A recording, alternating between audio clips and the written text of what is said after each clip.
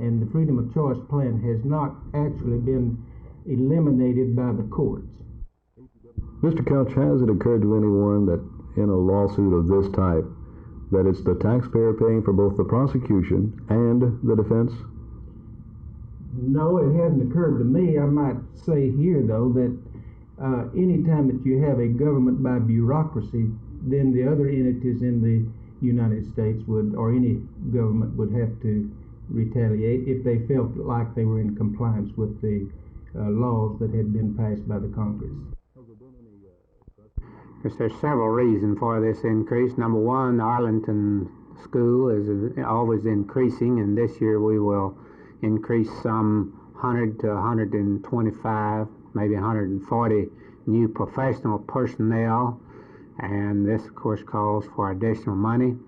The necessary expenditure for more services, the increase in cost of all of these services, and then of course our new salary schedule for all professional personnel and all auxiliary personnel.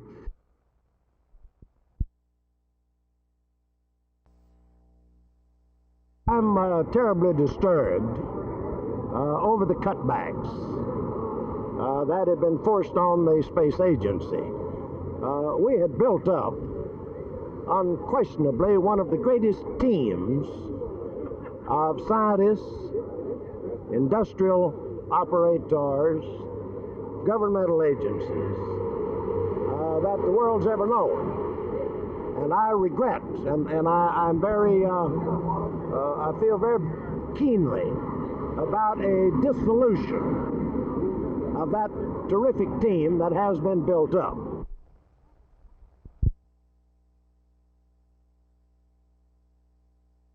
We have talked trade a number of times, and I don't want it to appear that I'm saying trade me or pay me. I'm not demanding to be traded at all. I want this thing to be resolved, and like I stated to the Cowboys, and they stated back, that the only way it could possibly resolve is if we come to terms, or if they traded me, and if I retire. They have stated that they are trying to trade me, but they may trade me. So what this means, I don't know. And this is where it stands right now as of this morning, talking with Al Ward. Mel Renfro and Bob Hayes, two Cowboys who've already talked about not reporting to training camp unless they were paid. They are at training camp now, I'm sure, and I have every reason to believe that George Andre, the kind of competitor that you are, you're anxious too to get to training camp. And the Cowboys, is that true? Frank, I really am. I'm ready to play football. Like I said before, I've bent as far as I'm going to bend without breaking. It's a matter of principle now, and I'm sure whatever the Cowboys have got to do, they're going to do, and all I know is I've got to do what I've got to do.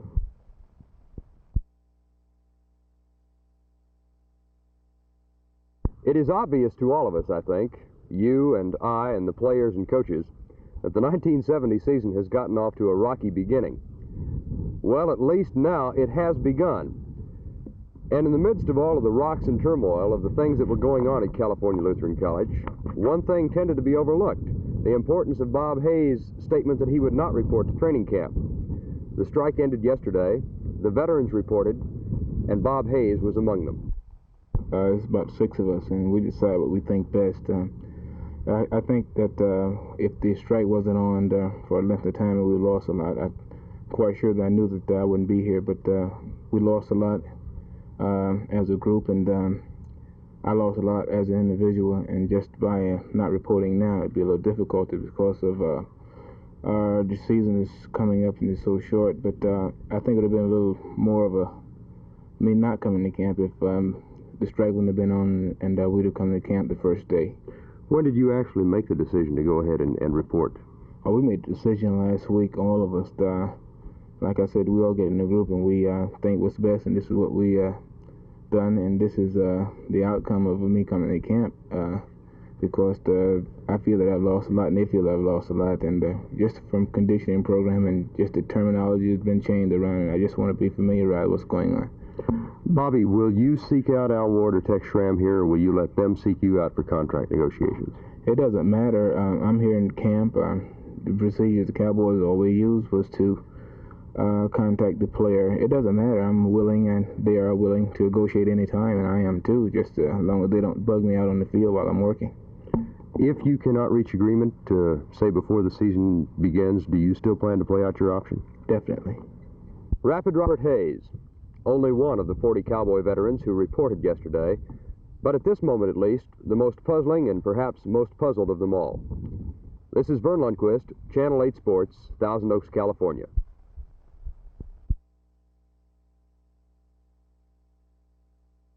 Well, the bill would provide for a commission, an advisory board, if you please, to advise the governor and the legislature on matters affecting children and youth, to make some recommendations as to legislation, to try to give us some order of priorities as to what matters or what legislation should be enacted first, and then second and third, and also to try to formulate other programs that would be of benefit to the children and youth of the state.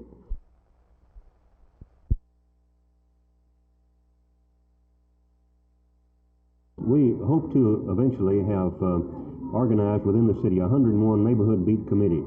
This will be a beat committee for every patrol beat within the city. And within each one of these neighborhood beat committees, we hope to have a youth committee to function directly within the organizational structure of the neighborhood beat committee, so that we can have representation from the young people on these efforts on the part of voluntary citizen support in dealing with the crime problem. And we feel it's very important to involve the young people in this program so that they can have input into the program and also see some of the results that will come forth from this Operation Get Involved, the Community Involvement Program. The principal in the school law is only a part of this superintendent's summer conference. Drug abuse, teacher militancy, among others, are also very important.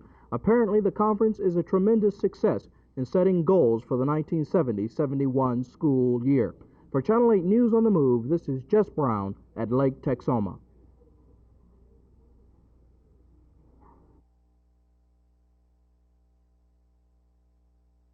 Are you concerned about the readiness of the ball club for this first exhibition game? Well, you're always a little bit concerned about it. I think that since we do have a veteran team, they'll be ready. The rookies are going to be a little bit lost, but I think the veterans will be ready. How about the possibility of physical injury, Coach? You always like to have them get a little contact before they actually go into game condition scrimmage. Does that concern you? Well, we'll hit in the next couple of days individually, mostly. We're not going to do any scrimmaging team-wise, but we will hit enough individually to get them their shoulders tuned up and their arms and so on. So I don't think there'll be any problem.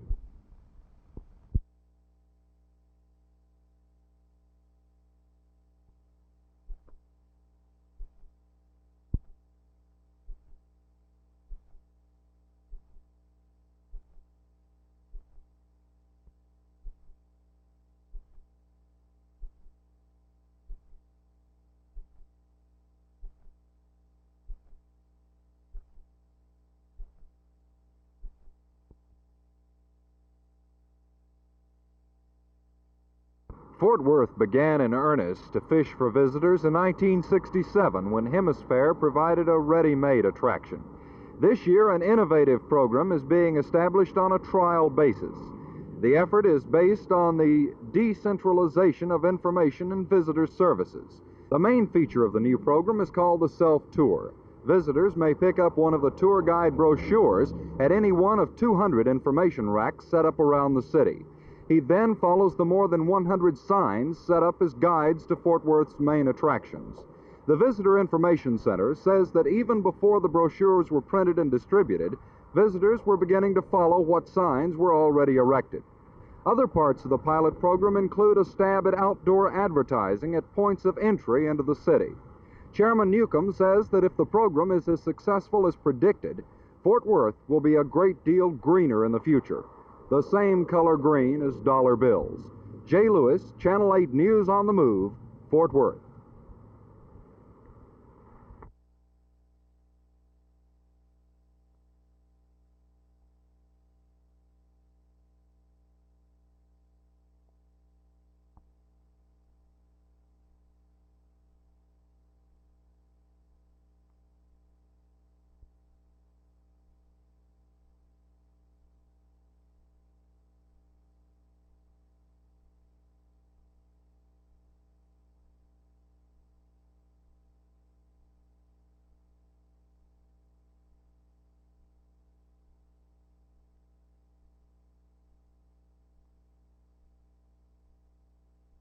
This project is not, as it has been described, a government handout.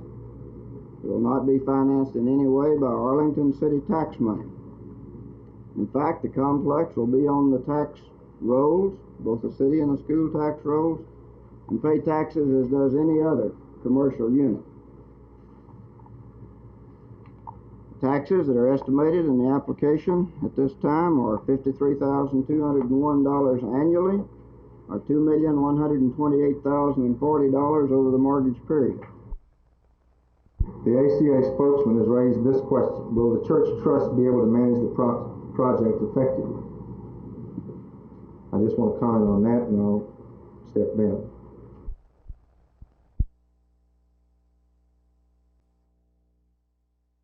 Mr. Couch, was this statement brought about as a result of Friday's meeting with 21 other districts in Houston? No, sir, it was not.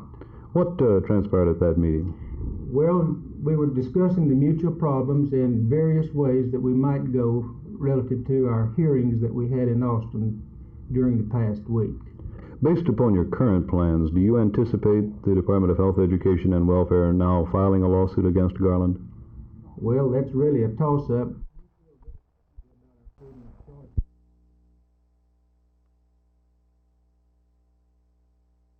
We anticipate that this will call for an increase of from 17 to 20 cents on the $100 valuation. When was the last time that the taxes were raised? This past year was raised some 26 cents.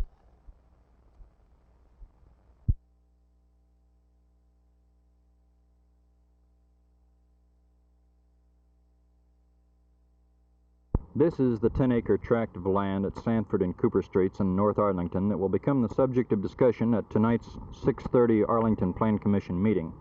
The land has been controversial before. Now, 4 churches want to build low-rent apartments on this land, and a group of Arlington citizens oppose that building plan. The churches say Arlington is sadly short of low-rent apartments. They say that with current Arlington zoning laws, many of the structures will have to be torn down or refurbished, and that will leave many people with no place to live. But the opposition, led by Arlington insurance man and former president of the Chamber of Commerce, Bruce Murray, are of a different opinion. The opposition says that if apartments are built on this land, neighborhood schools will become overcrowded, streets will become congested from traffic generated by the apartments, and land values in the area will go down. While the meeting to hear the pros and cons of the apartment buildings that may go up on this land is scheduled for 6:30 tonight in Arlington, the chances are that a decision will not be made for several weeks. Phil Reynolds, Channel 8 News on the Move in Arlington.